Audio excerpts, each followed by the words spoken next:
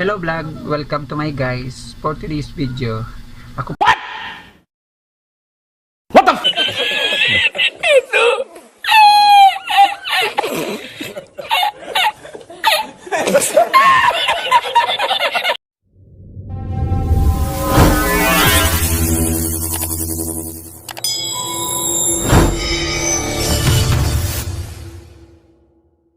po ay gumawa ng video ngayon sa hapon na to. Gawa na nga po ako ay pinadalahan ng YouTube creator ng email nga po.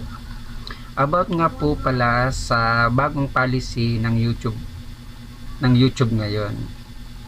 Ang nakasaad po doon sa bagong policy ng YouTube about tungkol po sa mga short video. Yun na nga po mga kapatid, about nga po doon sa bagong policy po ni YouTube na bagong dating lang po sa aking email na sa kanya terms and condition this 2023. So ayan po kapatid, ang bagong terms and condition ni YouTube.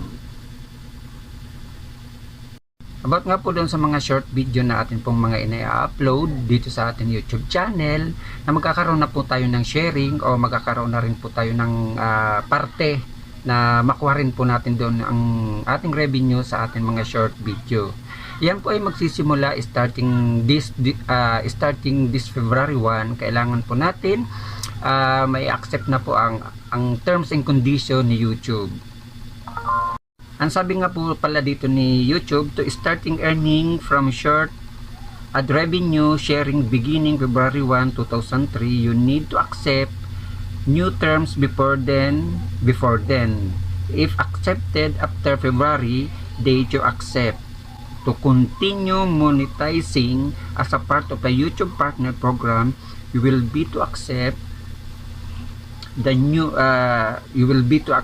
by July 10, 2023. If updated terms not to accepted,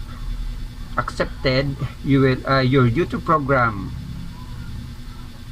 Ang sabi niya dito, pag hindi daw po natin tinanggap o inaccept ang terms and condition ni YouTube, ang tayo daw pong mga monetized channel ay ma-remove or tatanggalin bilang YouTube partner program.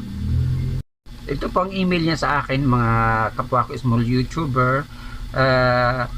As announced on September, the YouTube Partner Program YPP is introducing new way for creator to grow and earn money. To make this possible, new YouTube Partner Program terms will start going out in YouTube Studio this week. Yun po ang sabi niya. So guys, ayan na naman po ang mga bagong kondisyon ni YouTube sa atin po mga small YouTuber. Kaya kailangan po natin by this February, kailangan po natin by this week, kailangan po natin ayusin ang atin na naman pong mga ang atin pong YouTube para po hindi po tayo ma-demonetize ni YouTube. Kasi yun po ang sabi niya, once pong hindi natin inaccept, yun, sa madaling salita, tayo po ay i-demonetize niya.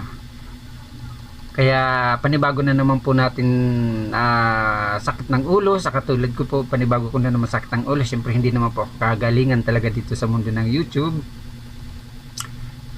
Pahirapan na naman sa pag-ayos na naman ng aking channel.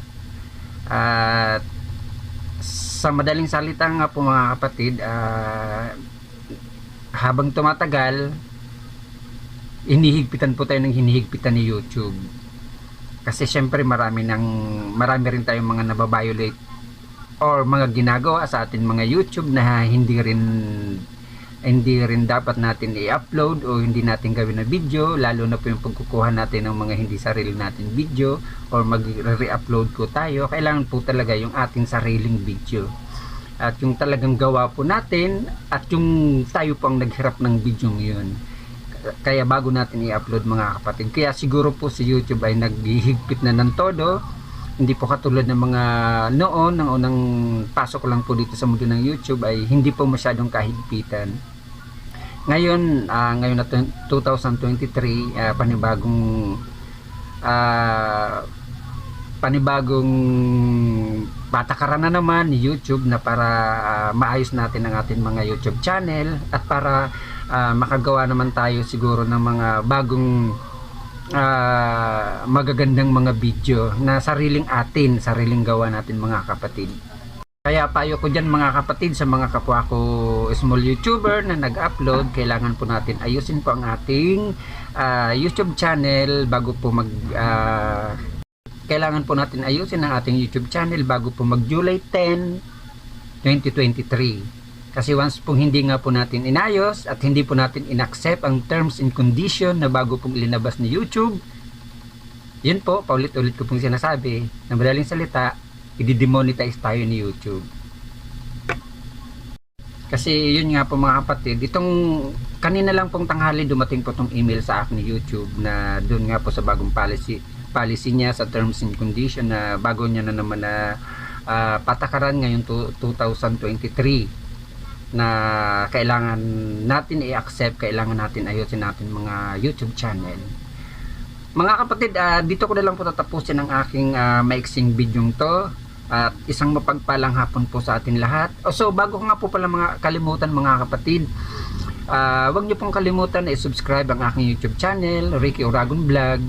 Paki-like, paki-share at paki-pindot na rin po ang notification bell para updated po kayo sa aking mga susunod na gagawing videos. Huwag niyo rin pong kakalimutan mga kapatid na i-subscribe ang aking second account na Ricky Insomnia Channel. Paki-like, paki-share na rin po, paki-pindot na rin po ang notification bell para updated po kayo sa aking mga susunod na gagawing videos. Ganon din po ang aking nag-iisang member na si Melvin Vlog. Paki-subscribe na rin po, paki-like, paki-share ang kanyang YouTube channel, Melvin Vlog po mga kapatid. Huwag po natin kakalimutan na i-subscribe ang aking nag-iisang member na si Melvin Vlog. So ngayon mga kapatid, dito ko na rin po tatapusin ang aking maiksing bidyong to. Isang mapagpalang hapon po sa atin lahat at bye-bye. God bless you. Maraming salamat po sa atin mga kapatid at sa mga kapwa ko small YouTuber. Bye-bye.